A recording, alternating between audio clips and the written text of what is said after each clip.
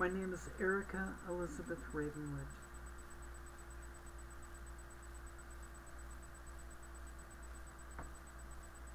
I've never claimed to represent the LGBT. I've never claimed to represent the transgender community. I'm just an advocate. I'm an activist. I'm trying to create change.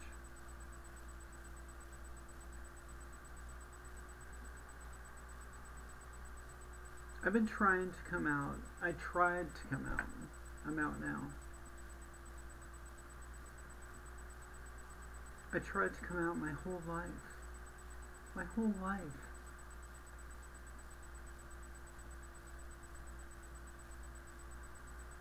I knew I was a girl at 3. 3 years old. Running around, little girl. I knew I was transgender at 5. Because something seemed so wrong. So wrong. And I went in the closet as best I could. But not very well, obviously.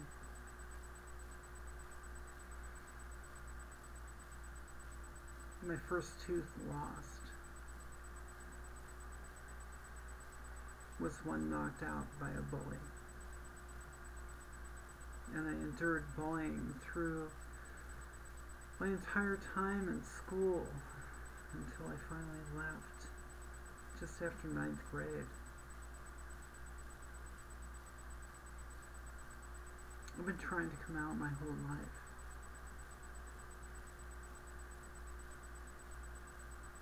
And then I finally did. In 2004,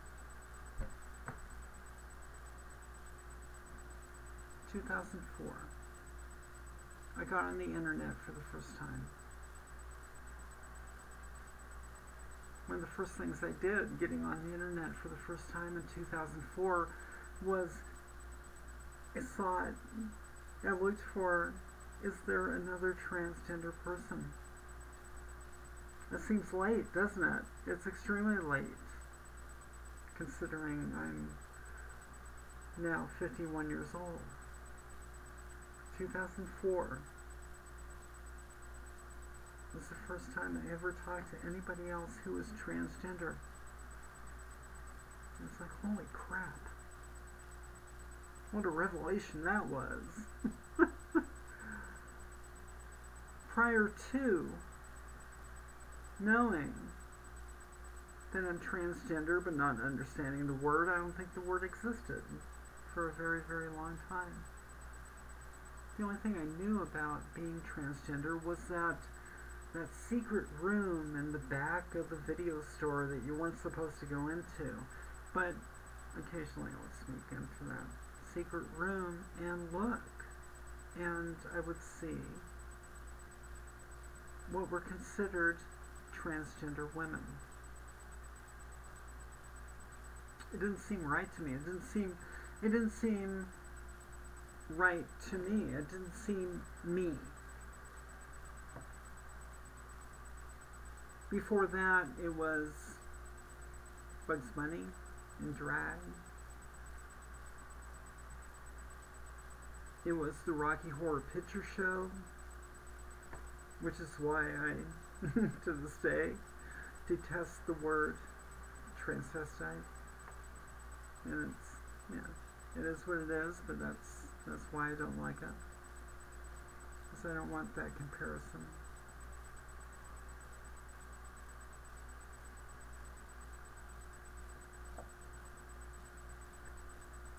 In 2006, I had a nervous breakdown, and it lasted a whole year. Seriously, a whole year.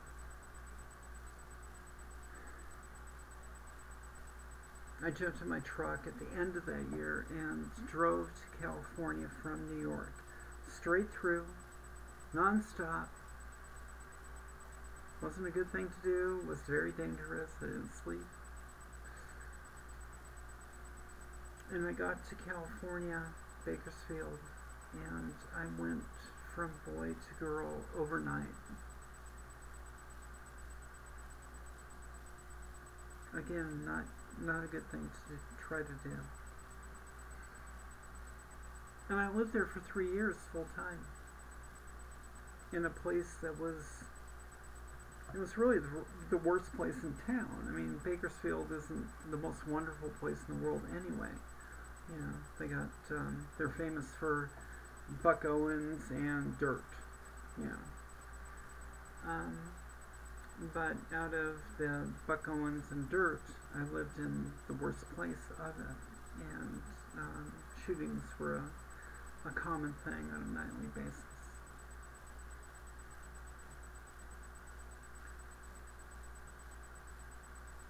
But I survived.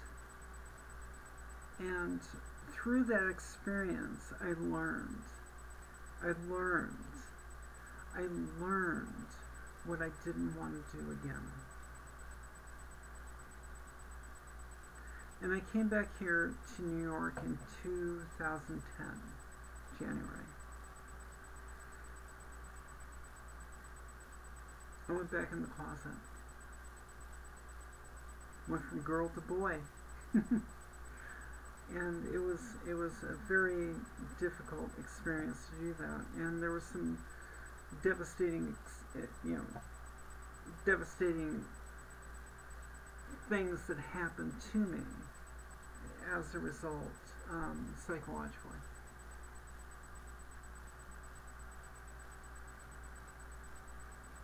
The end of 2013, toward the end, I decided that I would transition again. And I told my family, and it wasn't that big a deal at that point, because they already knew, you know, they knew about the California experience. Even though they weren't there, they did see, you know, because I've been making videos since 2007.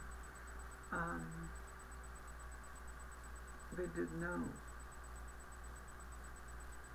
And so I just had to tell them, you know,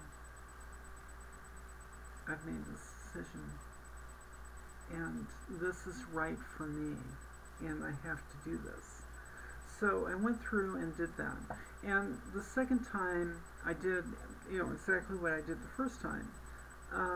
We seek a chat room, you know. You're going to transition, you're going to seek a chat room. That's just what we do. We have to create that support structure. And so I sought that support structure again through a chat room, but this time seeing things from different eyes, from eyes that had seen the world for what it is in a different way. And I've always been one to observe and analyze. This is what I do. And so the second time around, when I got to the chat room and started talking to people, I was like, oh my God, I see what your problem is. I see why you haven't moved forward as a community, as a movement, as a team. I understand what it is that's holding you back. And the first thing I saw was the vocabulary. The vocabulary is awful. You know, for anything used in terms of transgender people, by transgender people or about transgender people, there are multiple definitions for every word that are used. And it's very difficult to try to have a conversation then that is meaningful about anything around the topic when everybody has a different definition for all these different words. And so I tried to create, by talking to people, a list of definitions. And then I just started analyzing. This is what I do. I observe and analyze. And I've analyzed my entire life. You know, when I was among guys, when I was a scout, I was an Army scout, and I was sitting with the scouts, I would observe them.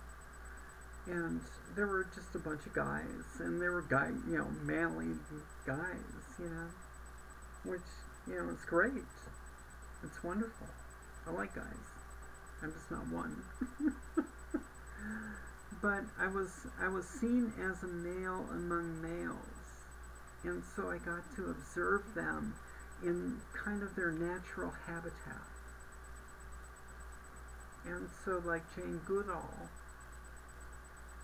I got to observe and then come to conclusions as to male behavior, male thought process. Now, I have a female thought process. I always have. And I've observed other females as well, because, growing up as I have, living as I have, I've always been on the outside of females. I've always wanted to be included in the conversation, or, whatever, because I understood what they were saying. I understood. I got it. But women don't talk to men like they talk to women. So I was always excluded. But still, I was able to observe.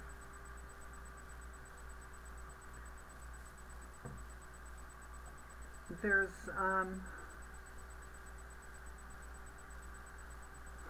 differences, distinct differences between the way men and women think.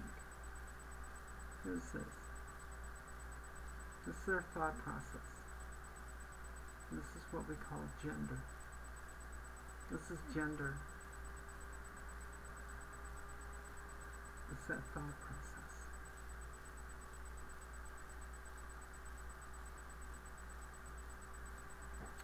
Now, I know that I talk controversially within a controversial topic. I do. And as a result, I'm hated very often by the transgender community itself. But that's okay. It's alright. My goal is to fix this for children. Fix it for the kids. And you fix it for all time.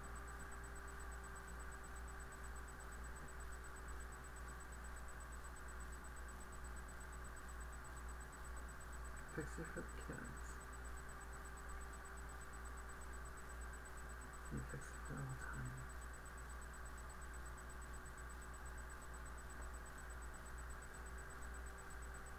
And this is the end of this first one. My first attempt at doing something like this. Never done it before. So here you go.